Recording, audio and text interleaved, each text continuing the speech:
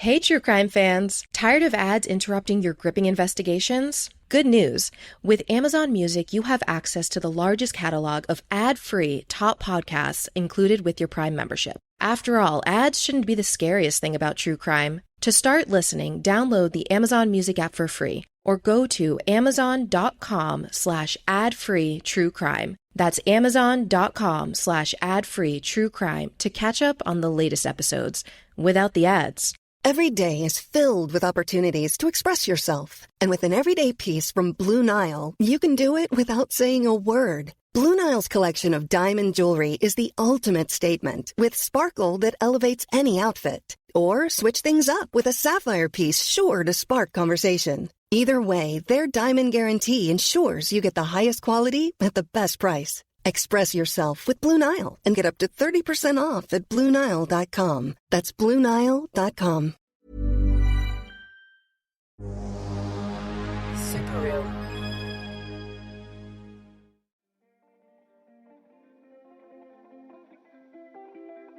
Hey, I'm Julian Morgans, and you're listening to What It Was Like, the show that asks people who have lived through big, dramatic events what it was like.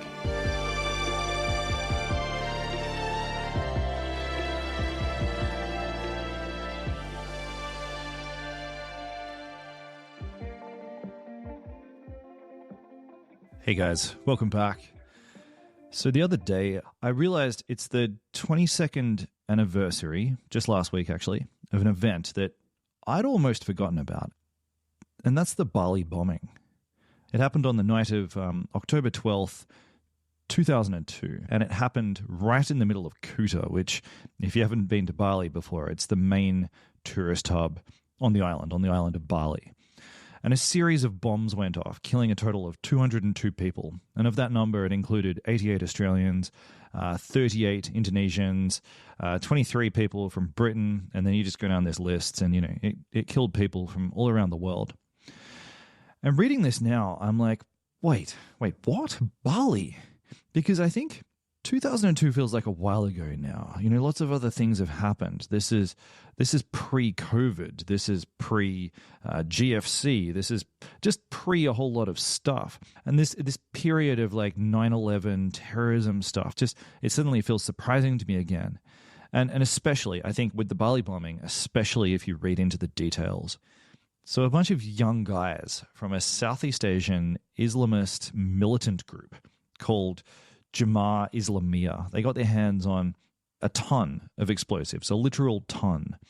And I don't know why, but I always need to know the exact ingredients of illicit, dangerous things like bombs, things like drugs. I'm always like, but what explosive did they use? I don't know why. It's just part of my character. So I looked up exactly what it was that they had, and they were using just a mixture of potassium chlorate, aluminium powder, and sulfur. It kind of just like makes a very, like a modern version of gunpowder, really. And they poured this gunpowder into 12 plastic filing cabinets wired together with electric detonators. And like I said before, the total weight of this bomb was actually 1,020 kilograms.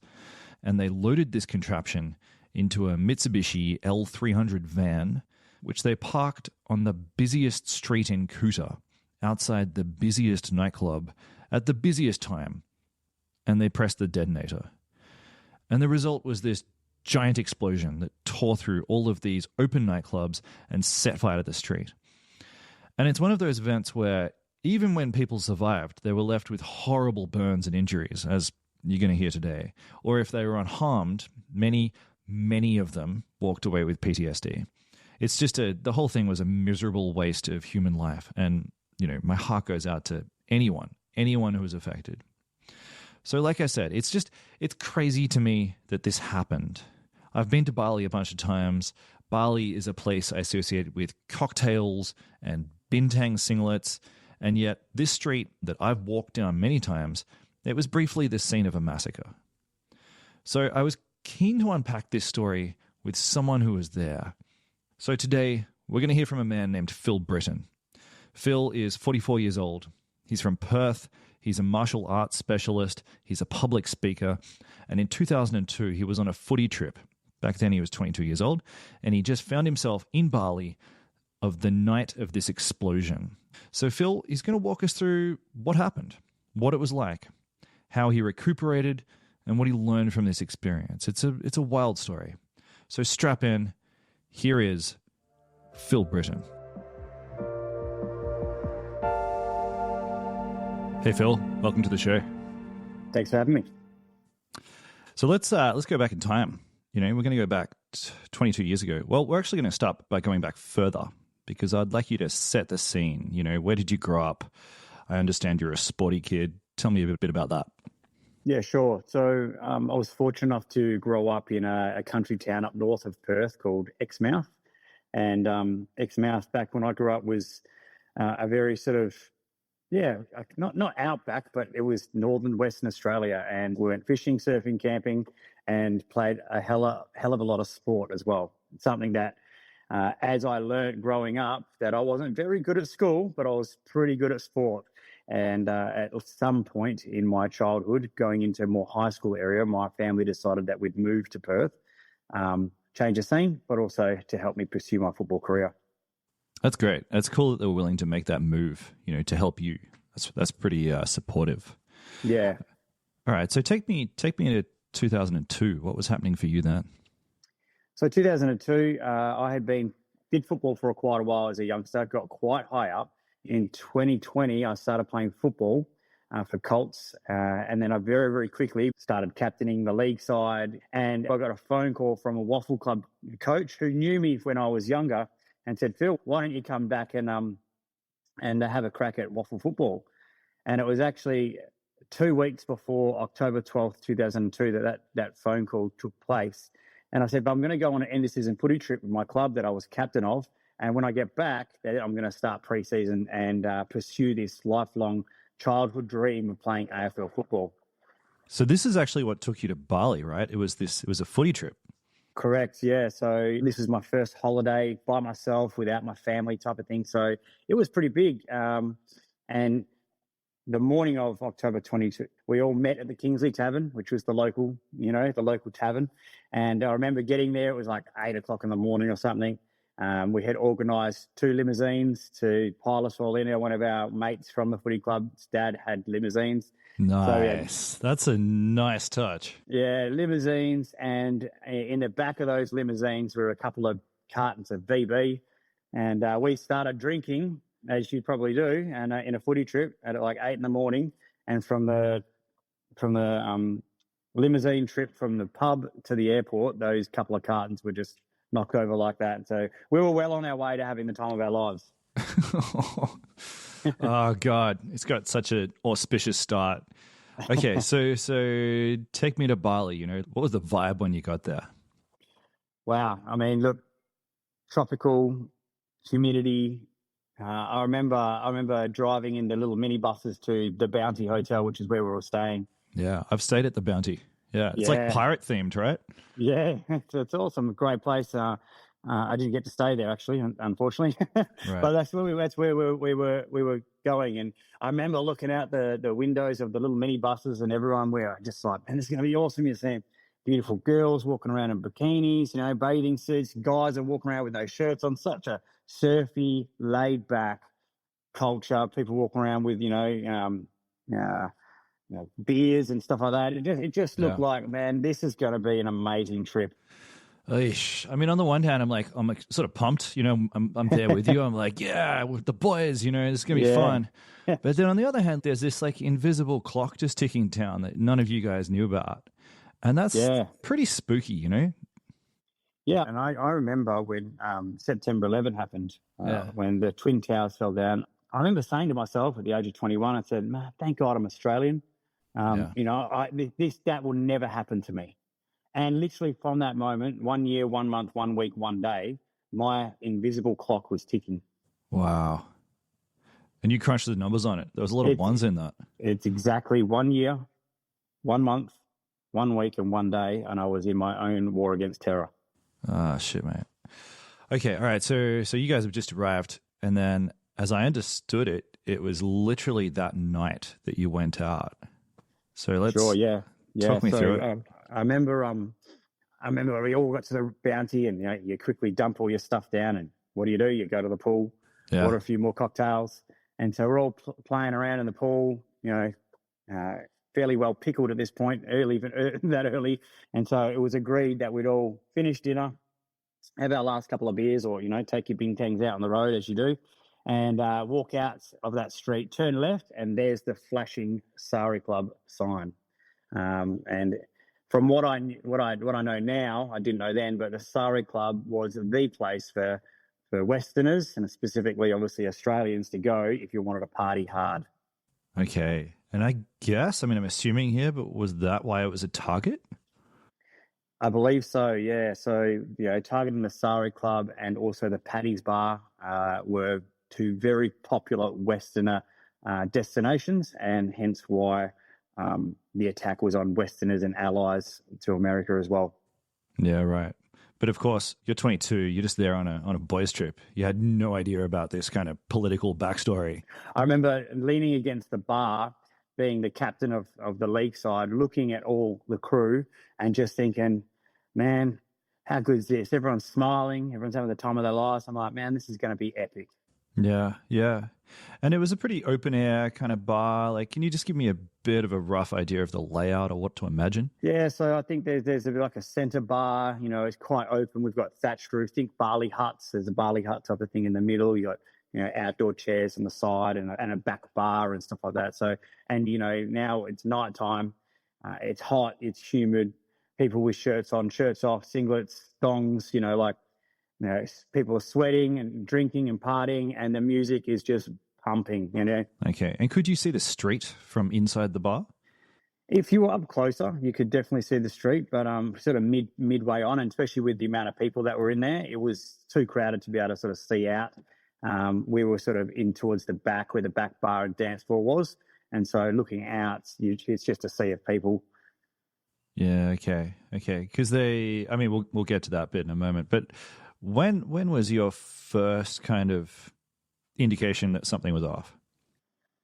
So I remember talking to a good friend of mine, Laurie, at this point. I was leaning against the bar at that moment. I'm looking at everyone going, man, this is awesome. But in that same thought of, man, this is awesome, I can't wait for the 2 weeks, I was also quite conflicted internally because I had this sort of secret mission of becoming an AFL superstar. And in that moment, as I'm gazing and looking at my mates, I'm feeling a little conflicted of like leaving my friends and leaving my mates and leaving the fun. You know what I mean? Like, so I was very conflicted, although, 100% I was, hand on heart, and my passion and childhood dream was to play AFL. But again, in that moment, I was like, man, am I making the right decision? I don't know what to do. And Laurie Kerr, rather older lad, he was sort of like the football manager. We got on really, really, really well. He sort of played a father figure in my life towards, the last couple of years anyway. And he saw that I was conflicted, and he said, Phil, mate, what's up? You look like you got the weight of the world on your shoulders. And I told him, like, I'm conflicted, mate, I don't know what to do. Laurie leans in at that point, and he's quite drunk at this point, and I'm thinking, oh, here we go. He's going to spit all over me and just ramble something, pointless. But he says something, and he says, Phil, always take your opportunities, mate. But more importantly, buddy, always follow your heart.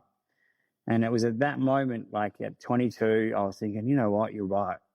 This is my opportunity, and all my life, this is all I wanted. So it was like, mate, hold that thought, champion. I'm going to go to the toilet, and I'll come back and buy you a beer. And it was at that point where I walked across the dance floor, and I heard something a little different than the regular sound of the nightclub and the music, right? It sounded like a firework, kind of, but it was enough to get my attention, but not enough to worry about it. And I remember getting halfway across the dance floor, I was like, and sort of just flobbing it off, you know what I mean? Yeah. And it was literally seconds and steps later that the big bomb went off. And so what I heard was the backpack bomb, who went into Paddy's bar, and his job was to go into the bar with a backpack, detonate the bomb inside the nightclub there, and then get that would then get everyone onto the street, and basically have maximum impact for the large bomb, which was 900 kilos in a minivan, and that blew up 20 meters from where I was on the main road. Shit. All right. So let's just take this step by step. So this guy with the backpack bomb, was he a suicide bomber? Yep, 100%. He went in there to kill himself and as many people as he could, but also, from what I understood, was his job was to get the attention of everyone and get more people out on the street in that area where the big bomb was going to be to get maximum impact. Just to flush them out, to spook everyone. Yeah. I mean, like, there's so many layers, obviously, so many layers of terrorism psychology here that is just baffling, of course. But imagine being the guy whose job it is to kill himself for what? Just like to be the decoy. Like, you're not even in the sort of hierarchy world of terrorism. That's not even a glamorous job. They could have just left that backpack behind the bar. You didn't need to blow yourself up over it. Yeah. Every step of this whole thing is so bizarre. It's hard to comprehend, and, I really just don't understand. But they believe that they're doing their mission for their God, and that is their part to play. Yeah. Okay. All right. So you hear this noise, a bit like a firework, and you continue walking, and then what? Yeah. So literally, the most powerful force of energy, literally just. I liken it like a bowling ball hitting a pin. Like, it was just instant. It was fast. And so this explosion and this God almighty power of energy, threw me through the air. And from what I knew afterwards, the bomb almost hit everyone in the Sara Club twice. Because of the U shape of the place, the bomb went out sideways, eaten, and then it came back out and then sort of went up. Kind of thing. So it kind of felt like we got hit twice by the energy. And I just remember flying through the air so fast, like, I no minimal amount of seconds. It was so quick. It's funny, it's cliche when you're about to die and you're going through this and everything's so fast, but yet sometimes it feels so slow. Yeah. And I just remember feeling like I was tumbling in a tumble washer, but it was really quick. I'm crunched. I've hit this back bar, and all of a sudden it's dark. It's quiet. There's no sound. It was like everything is dead and the lights are out. At this point, I'm starting to wake up. I don't know if I was knocked unconscious temporarily, or I really don't know, but I woke up pretty quick. I just remember being under a bunch of roofing and a bunch of bodies. Jeez.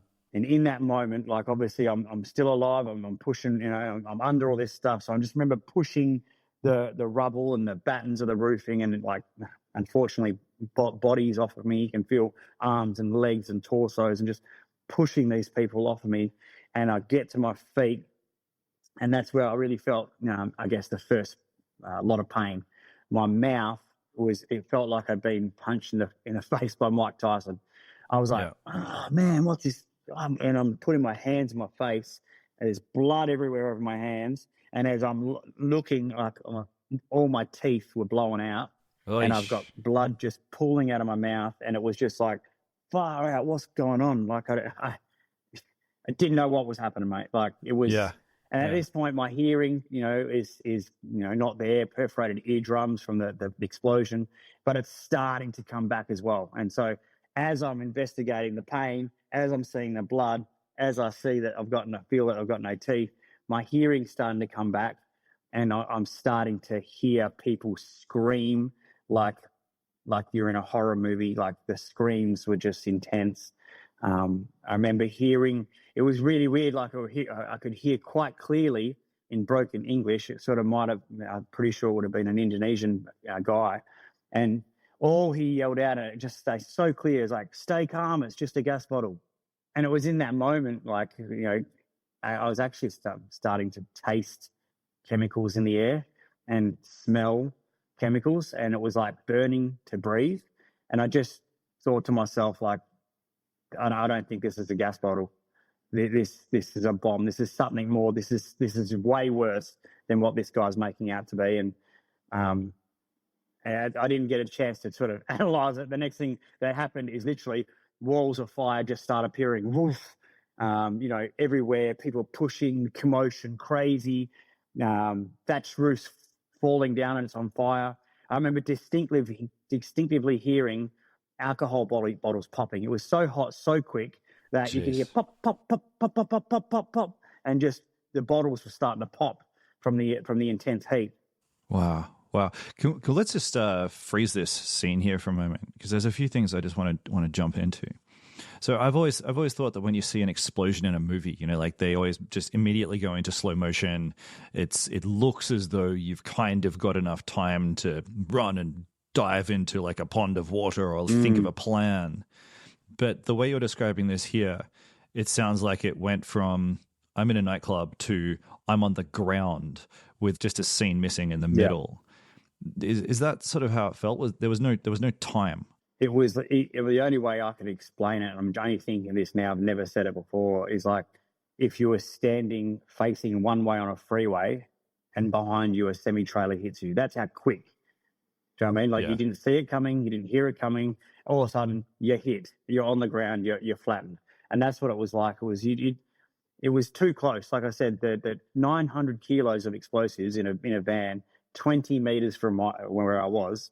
That bomb was designed to do a lot of damage. I am so surprised that anyone in the vicinity of 50 to 100 meters even survived. Yeah, totally. Before this interview, I was just looking at some photos of the street afterwards. And, there's a 1 meter crater in the ground. Like the explosion ripped all the ground up. It's crazy that you're here. Yeah. All right. So the bar, I guess the bar's also made of all this like tiki kind of material, and it just catches fire. Yeah, the whole place is just starting to catch a light, and so it's getting hotter and hotter. It was so hot, so quick, and you just knew, like in my mind, it was like, got to get out. I've got to get out. I've got to get out. But as I'm looking around the Sari Club, and like I really don't know where I am now. Like, where's the road? I'm disorientated.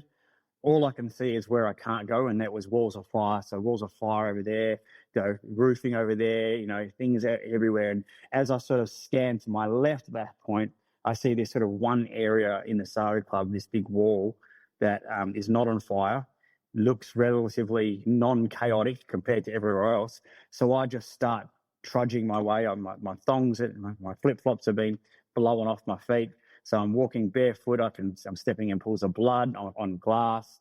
I can actually feel arms sort of grazing my legs as I'm walking. Jeez. I'm dazed and confused, and I get to the wall, which looks like my only way out. And I look up and I'm like, holy crap, like, how am I going to get over this wall? It was too big to jump to get over.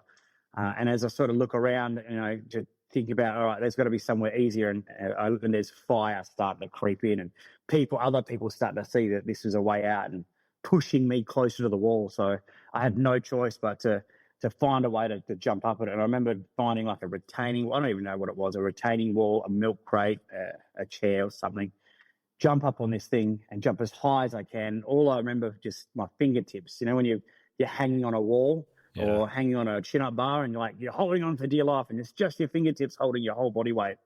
And so I'm like trying to get up, and I slip and I fall and I tumble, and I fall back into, the fire and into the area where I don't want to be. Yeah, totally. Did you, when you fall back, do you land on a whole bunch of bodies? Because you've mentioned all these like limbs and stuff scattered throughout this space. That's crazy. Were you at the time going, oh my God, or did it sort of just recede in the background and the adrenaline was up the front? It's like you're peripherally seeing it, but you're receiving the information, but you're not. For me anyway, because I was obviously injured and I was in survival mode and what you call fight, flight, and freeze. And at this point, I'm fighting. I'm trying to fight for my life. Whereas I got friends who were not injured, but they saw a lot, and so they were able to receive the information and acknowledge what was going on, and even pull people out to save them as well during that explosion. But for me personally, because I didn't know how bad I was, I didn't even know if I was burnt or anything. At this point, I've just been punched in the face. Yeah, okay. And so for me, I'm just like surviving. I'm seeing everything going on. I'm comprehending it all, but I've got a mission, and it's for me to get out. Otherwise, I'm going to die. Got it. Okay. All right. So second time, man, I literally get up off the ground, I look at the wall. I've just slipped. I look behind me. It's getting close now. Fire's starting to creep in. I can actually feel the blistering heat like on my back a little bit. So I start to arch the back. I get to the wall. I jump up on the same little retaining wall thing. I jump as high as I can. I get a little bit higher this time. I've got the wall on top of my chest. And as I'm about to like hoik my leg up, give it one last effort, I've got all these people behind me. I didn't realize at the time, but all these people, they were actually then grabbing onto my shoulders and grabbing my hair. And it wasn't like we were helping each other. We were all fighting for our own lives. And so I've got these people climbing over me, using me as a ladder to get themselves over, and me on the wall. And at that point, I've slipped, and me and whoever else was on me, we all slipped and fell back into the fire. God damn it. We're animals. Yeah. Man, I mean, look, there's no, issues. It just is what it is. We're all fighting for our lives. And in that moment, we all wish that we would have the ability and the consciousness and the awareness to help each other out. But in that moment, this small group of people, we're all fighting for our lives. Yeah. So how did you finally get up? Well, when you're about to die, time stands still. And I remember curled up in a fetal position, literally failed this wall twice. It appears to be that I can't get out.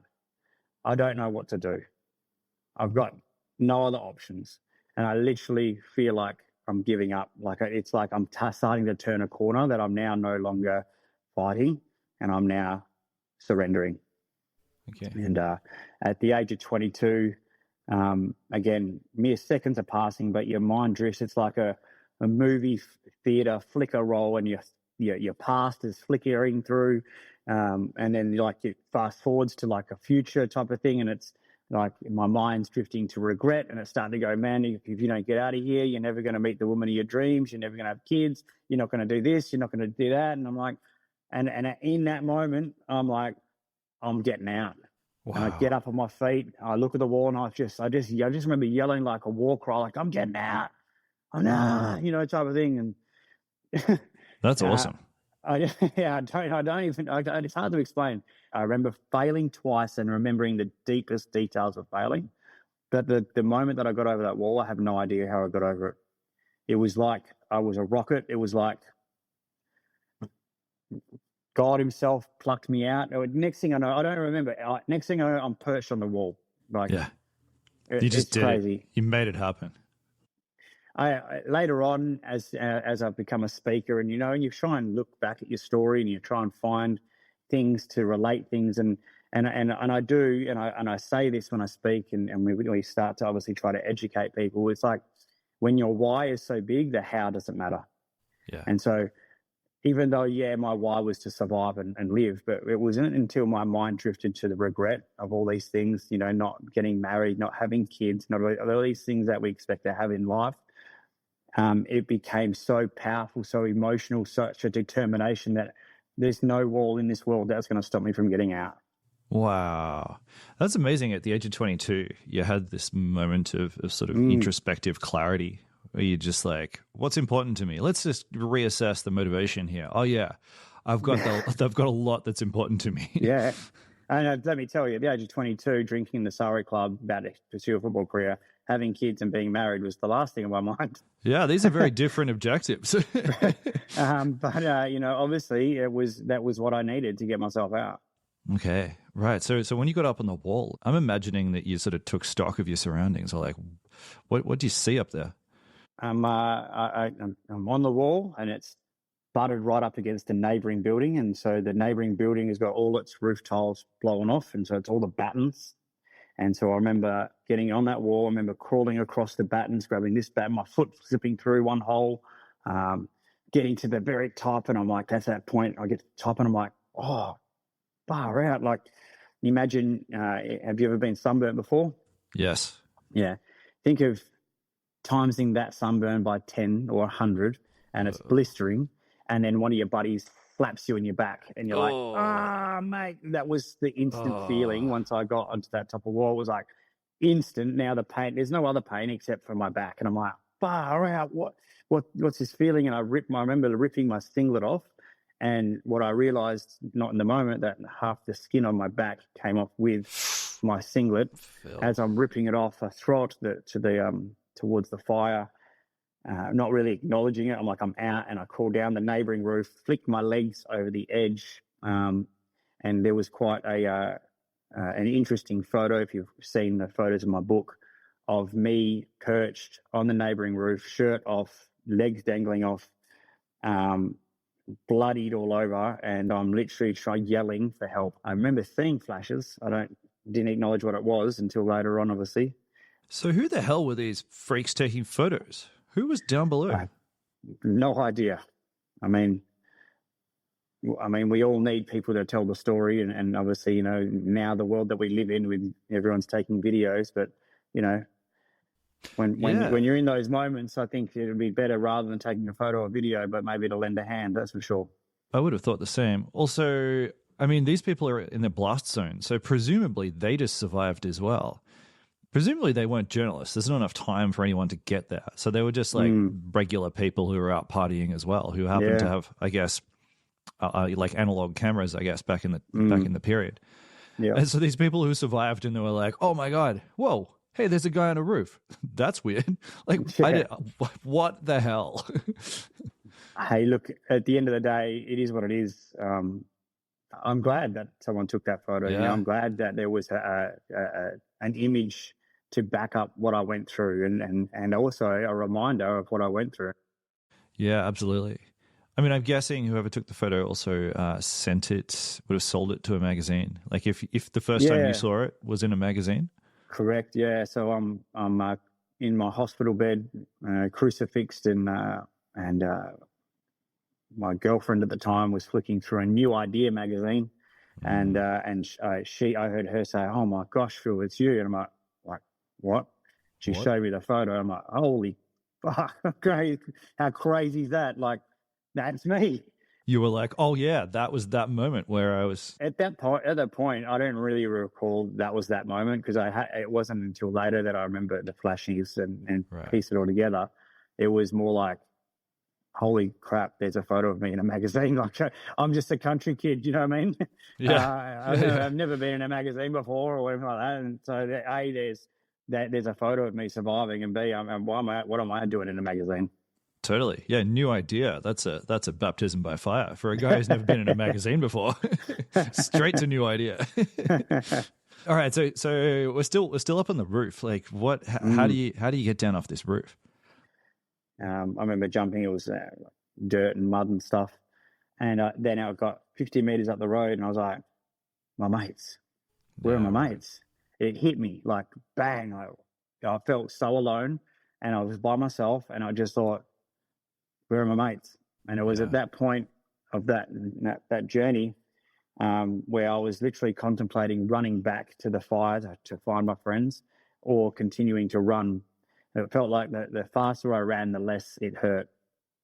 And then these beautiful people, these expats, they were at a shop opening. I call them my guardian angels. Without them, I probably wouldn't be here, because either I would have ran back in and probably died, or I would have ran away and probably died on the street. But these expats, they lived in Bali, 2 grandparents and the grandson. They were at a shop opening. One of their friends were opening a shop. They were at the front of this shop. They got hit by shrapnel. They were all knocked over. They were having a smoke or whatever. They got knocked over. They decided, man, we got to get out of here. So they jumped in the only car that wasn't on fire. Jumped in it. The grandson was in the back. Sai, Mira, and Tansen, they were in the front. The grandparents. They did a U-turn, so they couldn't go to where the bomb was. So they turned around, did this U-turn, and as the car shone onto the pathway where I was, in the grandson's words, they said they saw this blood-covered zombie beast with sheets of skin 30 centimeters long hanging off his arms. And as the lights shone on me, I was like a deer in headlights. I'd stopped, and I'm like looking at them going, this is me contemplating going back or running. Yeah. So I said to grandparents, stop. We've got to get this guy. We've got to help him. So I remember them jumping out of the car and grabbing me, but because my my skin was melted. Oh. Every time they grabbed me, I was like a wet fish. I'd just slip out of their hands. And next thing you know, they're hugging me, saying, "We're helping you, we're helping." And I'm fighting. I'm like, "Who are you?" Like these people are now capturing me. Like, all right, I'm part of the terrorists, the bomb, whatever. Who these people want to kill me for? Like, they finally calm me down, get me in the back of their car. There's blood everywhere. And they just assured, "Now, mate, we're going to take you to the hospital. Take you to the hospital. Stay calm, mate. We're just going to get you to the hospital. We're going to get looked after." Hey, we're just going to stop here for a quick ad break, but stick around. We'll be right back with more What It Was Like. This show is sponsored by BetterHelp. So I've got this Halloween party happening at the end of the month, and I was trying to figure out what my costume should be. And then I smiled because I feel like most big social events necessitate a costume. I always go wearing my super successful happy guy mask when, let's be honest here, life is complicated and I don't always feel like a super successful happy guy. But I think we're all like that. We all hide behind masks from time to time, which is why therapy can be so helpful. I think it just gives you a quiet confidence, or it can help to give you a sense of inner calm, so there's less need to put on a front. And I'll just say, if that sounds good, and you're considering therapy, try BetterHelp. It's all online, and you just fill out a questionnaire, and they match you with a therapist, and if that person isn't a good fit, you can switch anytime for free. So take off the mask with BetterHelp. Visit betterhelp.com/whatitwaslike today, and you'll get 10% off your first month. That's BetterHelp, HELP.com/whatitwaslike. Every day is filled with opportunities to express yourself. And with an everyday piece from Blue Nile, you can do it without saying a word. Blue Nile's collection of diamond jewelry is the ultimate statement, with sparkle that elevates any outfit. Or switch things up with a sapphire piece sure to spark conversation. Either way, their diamond guarantee ensures you get the highest quality at the best price. Express yourself with Blue Nile and get up to 30% off at BlueNile.com. That's BlueNile.com. Hey, true crime fans. Tired of ads interrupting your gripping investigations? Good news. With Amazon Music, you have access to the largest catalog of ad-free top podcasts included with your Prime membership. After all, ads shouldn't be the scariest thing about true crime. To start listening, download the Amazon Music app for free or go to amazon.com/ad-free true crime. That's amazon.com/ad-free true crime to catch up on the latest episodes without the ads. Ryan Reynolds here from Mint Mobile. With the price of just about everything going up during inflation, we thought we'd bring our prices down. So to help us, we brought in a reverse auctioneer, which is apparently a thing. Mint Mobile Unlimited Premium Wireless. How to get 30, 30, bit to get 30, bit to get 20, 20, 20, bit to get 20, 20, bit to get 15, 15, 15, 15, just $15 a month? Sold! Give it a try at mintmobile.com/switch. $45 upfront payment equivalent to $15 per month. New customers on first 3-month plan only. Taxes and fees extra. Speed slower above 40 gigabytes per detail.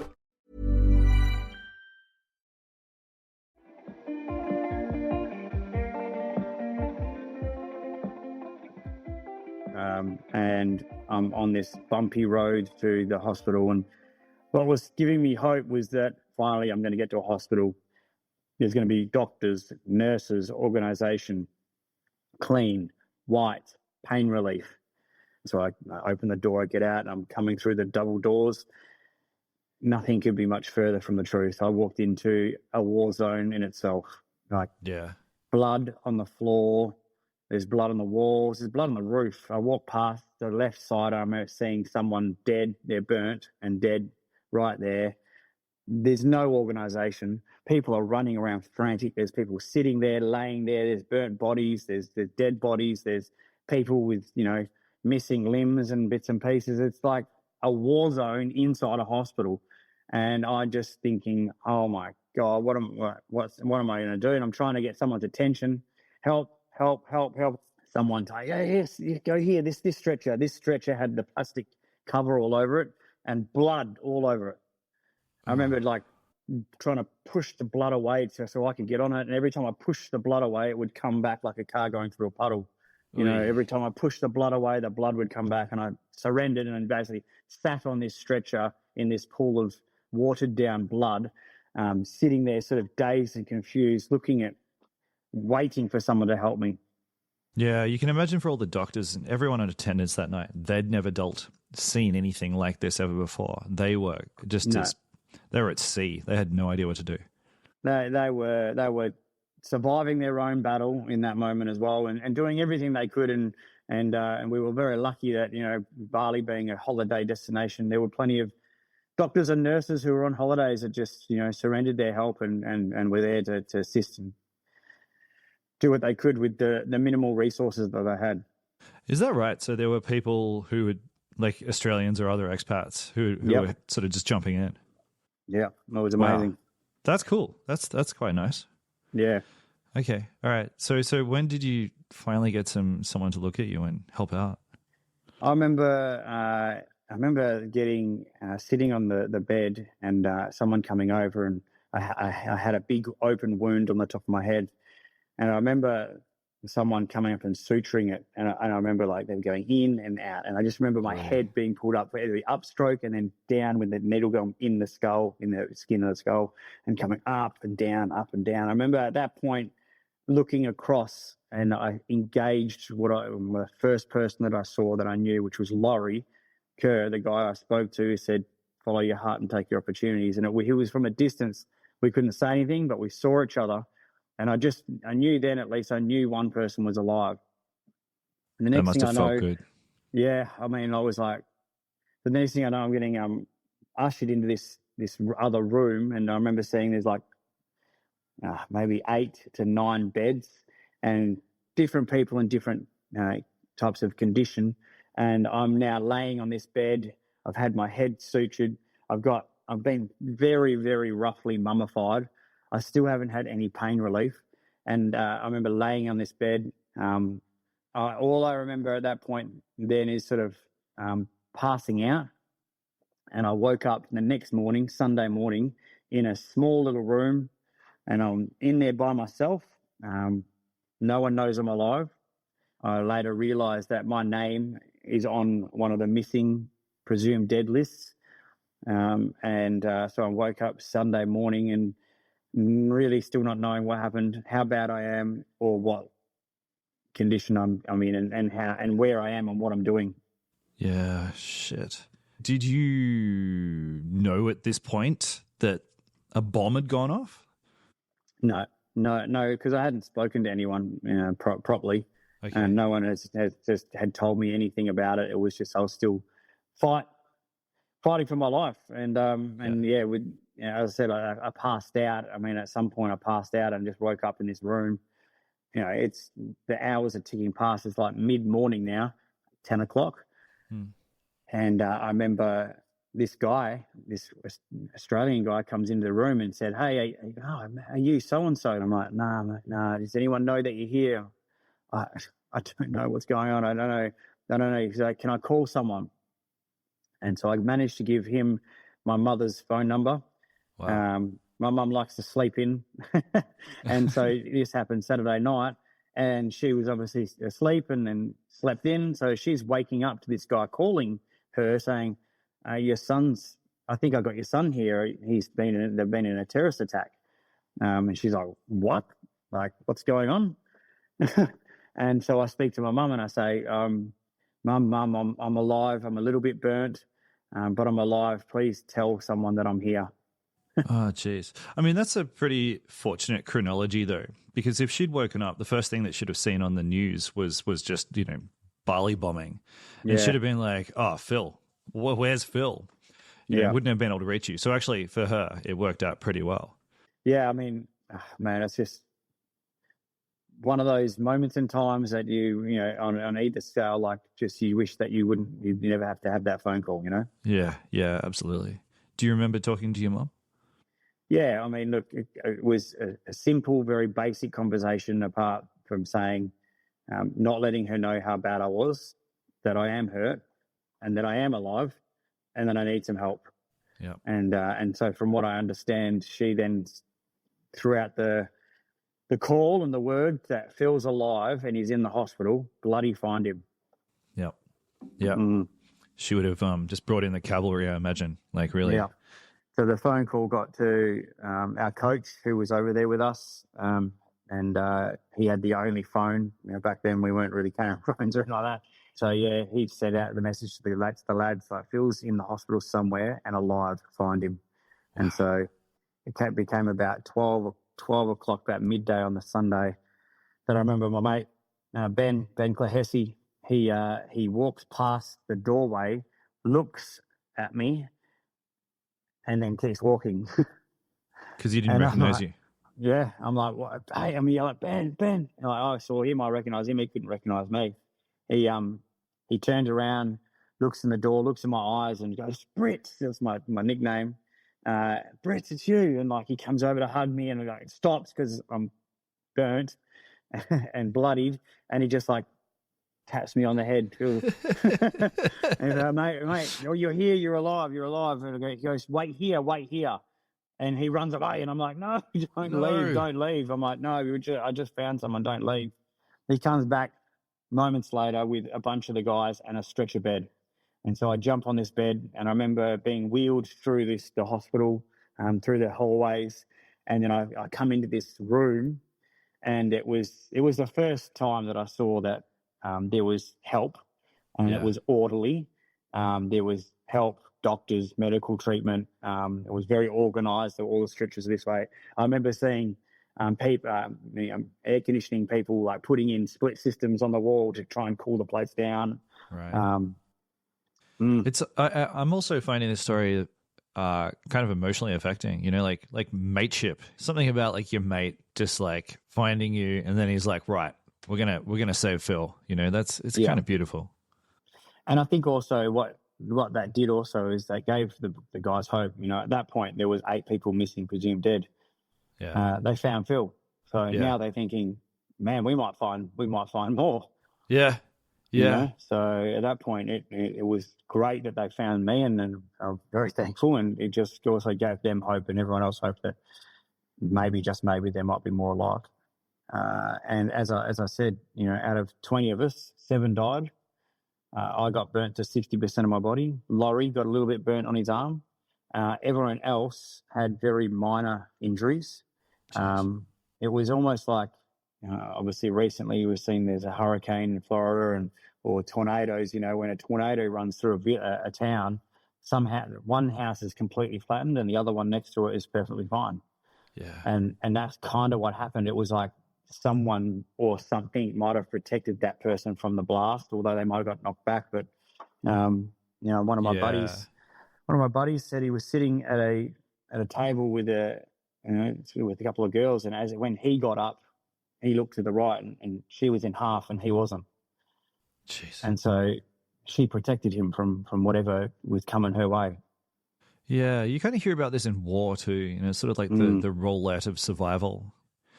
Okay, so at which point, because you were flown back to Australia, right? You ended up in Adelaide for rehabilitation. Yep. How did that happen? How did you get there? So I'm in the Western ward of the Sangla Hospital, and I'm promised that I was going to get on. I was on the first Hercules out of Bali, and so Phil, you're on the list. You're getting on the first plane out of Bali. But I remember that Hercules plane because I remember being in the middle and hearing so many screams of people, trying to, just screaming because we were all in pain. I remember hearing specifically the person screaming above me or next to me or something like that, and eventually their screams fade into nothing and them dying right there and there. Oh, man. I remember feeling drips of blood from the person above me dripping on me. I remember asking the medical team, like my mouth was just so dry, like desert dry, but they wouldn't give you any water. They would just give you a little bit of ice because they knew they were preparing us for surgery and stuff like that. And so every time they'd drop a little bit of ice in my mouth, it was like just evaporated instantly. But just sort of take me through the next couple of weeks, like rehabilitation, just sort of getting well again. What does that take? Well, it's definitely not easy. Being burnt, you wouldn't wish on your worst enemy, but not just the burns, it's the recovery. It's the arduous. Like the burns ward is the most scariest worst place you could ever be in a hospital, because the moaning and groaning of dressing changes. Once I woke up out of my induced coma, starting to figure this out, like I'm now a little bit more aware, a little bit more conscious. My mum has flown in from Perth. They're letting me know that they can't find 7 of my friends. They're still hoping to find some remains. And that I'm starting to be aware of it was a terrorist attack. It was an attack on Westerners. So I'm learning all this stuff. Meanwhile, I'm also thinking, like, I'm in so much pain that I wish I had died. Yeah. You know, there was no amount of morphine that I could have that would take the pain away. I remember I was on a pneumatic tube, so I could administer morphine myself every minute. Yeah. And I was on this every time. I knew that when that second hand went down to a minute, I could blow on that tube and get some more morphine to try and kill the pain. Yeah. I had it down to a fine art. I can imagine. Yeah. Morphine's known for being Moorish. Yeah.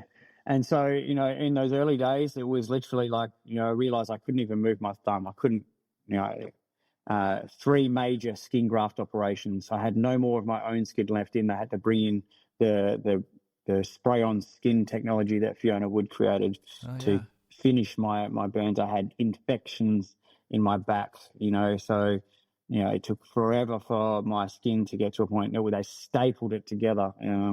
My first shower was excruciatingly painful.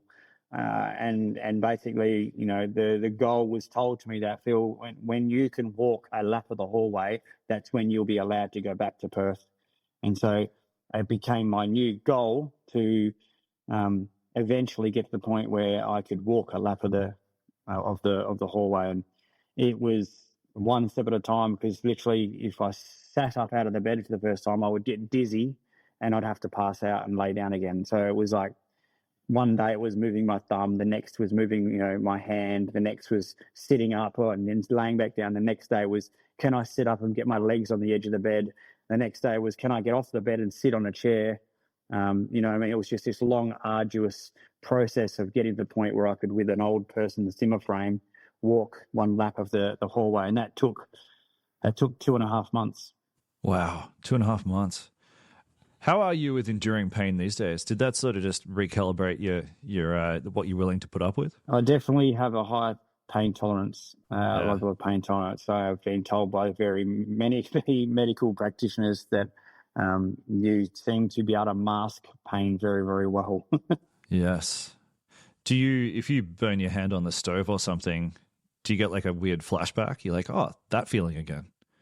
No, actually, it's almost like the opposite. It's like, man, how did I even survive? Like, if I've ever burnt myself between now and then, it was like far out. Like, even like a paper cut hurts. You know what I mean? Like, how does one survive something so crazy and big? The physiotherapists and occupational therapists and doctors, they want you getting back to life pretty quick. Yeah, they don't want you curled up in your room in a dark corner, which is where I was for a while, for very long. They want you to be back home. They want you trying to reach for the cupboard and get the cup and make yourself food and go back to work. So they're really, really pushing you to get back functioning in life.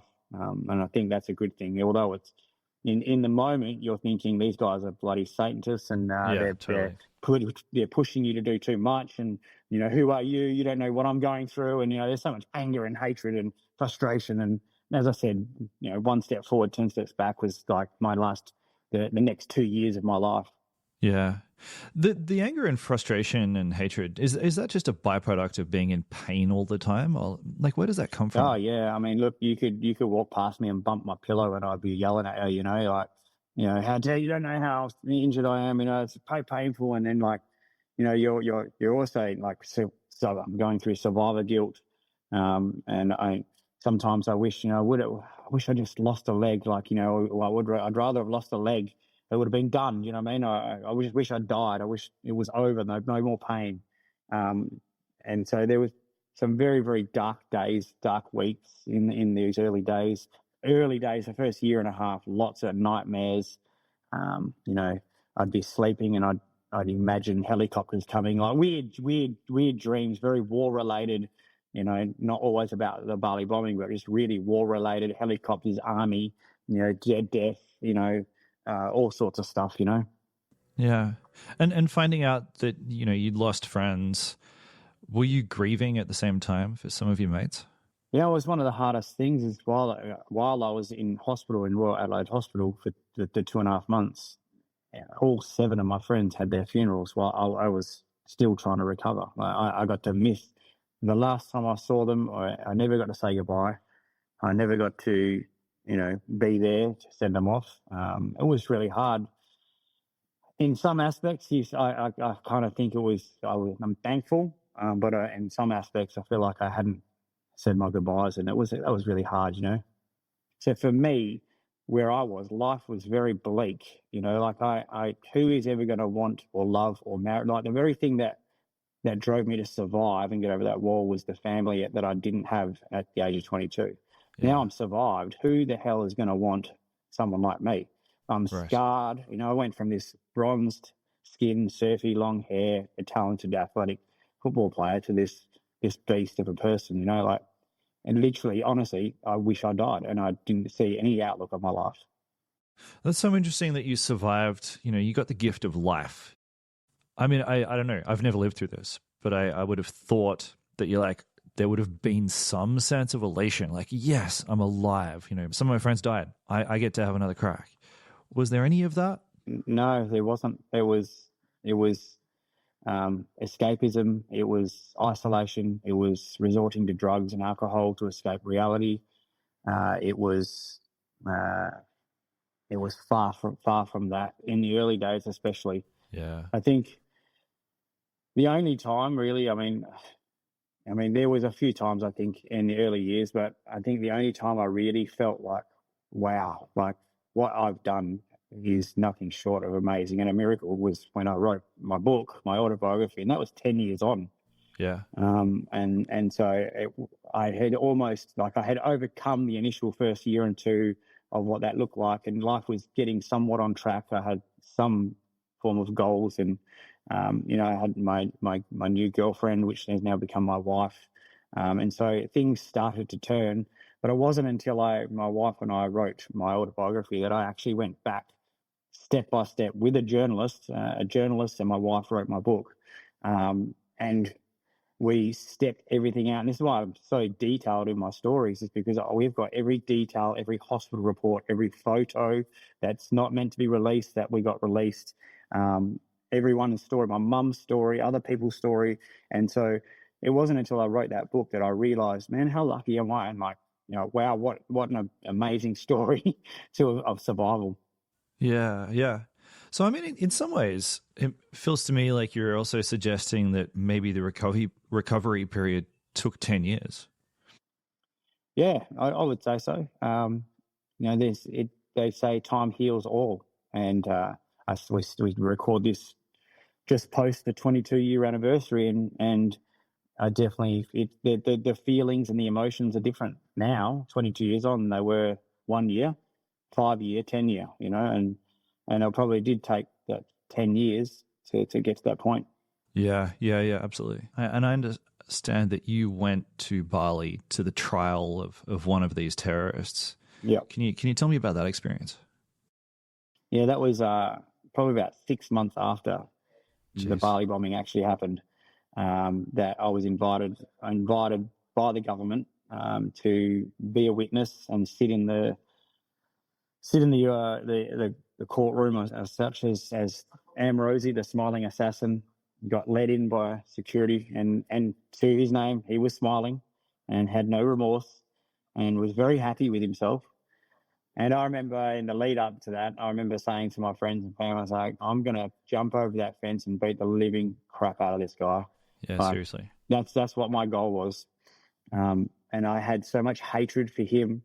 I had so much hatred for Bali and the whole country, and all the people. As far as I was concerned, they did this to me. It wasn't just one person or a group of people. It was them. It was everyone. And so I remember sitting in that courtroom, and it became very apparent to me that I was wasting my energy and time on someone that could not be changed. Yeah. And it wouldn't Yeah. matter if I'd punched him out. He was fulfilling his mission, I guess. You know what I mean? I don't know. I still don't understand it. But, you know, I realized at that point that I was wasting so much time, energy, hatred on something I could have changed. And I needed to actually focus on myself. And in that trip, you know, walking down in the shopping centres and down the streets in a full Burns pressure suit, and all the Balinese people coming up saying, "Oh, we're so sorry, sir," and feeling my burns. And like, they were so disappointed, upset, sad. And, you know, they were saying, "Oh, sorry, it's not us, not us." And I fell back in love with the Balinese people and Bali, because like everywhere in the world, it's not the country, it's not the people. There's always the bad seeds in every apple. Yeah, yeah. Tell me more about that, because, you know, you do a bit of public speaking these days. This is a big part of your world. So tell me about some lessons here. What have you come away with? Yeah, sure. I mean, look, my first presentation that I did to a Lions club with 12 wrinkly old faces, and you know, I was pushed to do this. I didn't want to speak. I'd never spoken publicly before. I'd never shared the story. It was the first time, and I remember standing there. After about an hour, sharing my story, very raw, very heartfelt, tears strolling down my cheeks, shaking from the emotion. And the room of 12 wrinkly old faces, they stood and they clapped louder than a room of 1,000. Wow. And I remember at that point thinking, man, why are they clapping for me? Like, these faces would have seen more war or death than I ever have or ever will. And why I tell this story is, as I'm backing off this stage, thinking, wow, what have I just done? Like, I don't know. Anyway, I was going to go back to the dark corner of my house. This guy, old bloke on a Zimmer frame, was standing at the edge of the sort of stage area, and he puts his shaky hand out, and I'm thinking, this guy's a bit frail. We better be careful. He shakes my hand. His handshake was like a 35-year-old bricklayer. He was strong. He pulls me in, and he says, "Phil, keep sharing your story, son. Keep telling your life lessons." And I wish I had the courage to speak up. And Wow. it was that night that when I was driving home, that I realized why I was spiraling out of control, while I was using drugs and alcohol and being depressed, is that I realized that I was trying so hard to be the Phil Britten that I used to be, and I had to learn to become the Phil Britten that I am. That Phil Britten that I used to be was gone. You know, I had been through too much physically, mentally, emotionally, spiritually. I had been through. I can never be that person, and I had to be okay with the Phil Britten that I am. And what that is a change of mindset and belief. Rather than being a Bali bombing victim, I'm a Bali bombing survivor. Yeah. Just by changing a word. A victim means something's happened to you. A survivor is you've overcome. Rather than seeing ugly scars that no one wanted, I saw a badge of honor. Yeah. You know, so I started to shift my mindset. And, you know, although you could argue, was it real or not? It did. It started to shift my belief and my understanding and my mindset. And so I truly believe that, number one, the first thing is you have to have a mindset shift. And it's not easy, because if it was easy, everyone would do it. Yeah, absolutely. But I had to have that mindset shift. But rather than a victim, I'm a survivor. Rather than ugly scars, it's a badge of honor. You know, I said to myself, well, ticks dig scars, and I got lots of them. Yeah, yeah. You know what I mean? So the funny side of me was like, right, I'm going to find something, you know, to hold on to. So that was number one. Number two was, if you get inside your own head too much, then you just stay inside your head. I had to get around people that weren't doing drugs and alcohol and being deep in being, you know, all the same things that I was doing, right? I had to get myself in an environment. Jim Rohn says you're the average of the 5 people you spend the most time with. And so if you're hanging around with people doing drugs and alcohol, guess what? It's very easy to do that with them. Whereas if you're being around people who, when you're down, they can pick you up. When you need help, they're there to offer help. Rather than being at the pub, they're at, you know, the martial arts studio, which is, you know, martial arts played a big part of my recovery. Therefore, why I do it now is because I believe that an environment like martial arts is an environment that can change people's lives. Yeah, yeah. It feels to me like you're describing a part of your life where you're like, all right, I'm going to set a point on the horizon and I'm just going to march towards it. Like, this is who I need to be now. Don't worry about the past. I'm going for that. And you've just done it. yeah, man, you can't let your past define you. I mean, things are going to crop up. I'd like to say that being blown up in the Bali Bombing was the hardest and the toughest thing that I've ever been through. But I've had to overcome many challenges and hurdles since then as well, in business, in life, in relationships, in health, in fitness. Like, it's a battle, right? We're always battling. Life, this is that thing, like you said, like when you go through something like that, don't you have a new lease on life? Like, wow, this is your chance to live it. Well, it's not, because what I realized is that even though the Bali Bombing was very big and significant, and maybe in some people they might go, right, now it's time to live life, or, your child gets cancer, you're like, right, I'm never going to, do this again, or you have a car accident or whatever, and it's like, now it's my chance to live. Life happens. And so even for the people who don't have something like big and significant like what I've been through, life's hard. Life's a challenge. Life is difficult. It's ups and downs and hurdles and roundabouts. And so what is the difference between someone who becomes great or achieves success in somewhere in their life versus someone who doesn't? Yeah. I just think it's the ability to want and desire it more than someone else. So there's no one's special. I mean, no one has a superhuman power or talent. It's the person that stops you from being who you want to be is you. Yeah. That's the only thing. So everyone needs to get out of their own way, and it's different for different people. And so my thing would be to ask those people was, what's stopping you? Because you've got to stop blaming everyone else. You can't blame the world or the person or the mum or the circumstance or the situation, because everyone has to deal with that stuff. Yeah. What excuses are you making, and what do we do? What do you need to do to solve those excuses? I think that's a powerful message. I think that's great, Phil. And I can't thank you enough for your time today. This has been amazing. I appreciate it. Thanks for having me, mate. It's been, I mean, look, even just, going through it, the emotion's still there, right? You draw out the emotion and the feelings in there, and I think it's important that 22 years on, I'm not going to stop every time I tell the story. If it inspires one person, then it's worth telling, Yeah, absolutely. Hey, anyone who's feeling inspired, how can they follow along, and what have you got coming up? Sure. I mean, just Google my name, Phil Britten. I'll pop up somewhere, whether it's my website or on socials. It's just Phil Britten. I'd love to connect with you guys. What's coming up? Look, I don't know, heaps of things. I just live by that adage that Laurie said, follow your heart and take your opportunities. Today's episode was produced by Rachel Tuffrey. It was mixed by Jimmy Saunders, who also did our theme music. Daniela Cantu and Darcy Humphreys are our interns. Our cover art is by Naomi Lee Beveridge, and this whole thing has been a Super Real production.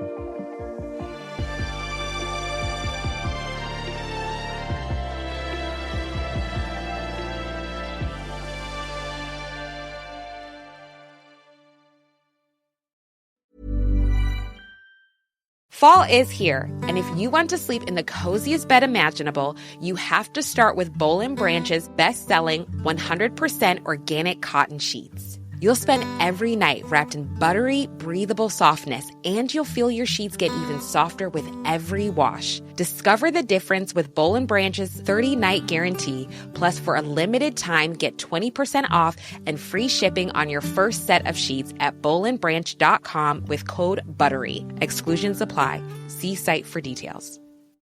Bonefish Grill invites you on a culinary journey this fall. Dive into deep flavors with Maker's Mark Bourbon Glazed Salmon, a perfect blend of sweet and savory. Or taste the ever-popular Saucy Shrimp. Enjoy swordfish and pumpkin ravioli to savor the essence of autumn. Don't forget to pair your meal with a perfect fall drink, like our crisp fresh apple martini. But hurry, these specials are here only for a limited time. Visit bonefishgrill.com for location information. Prices, product participation may vary.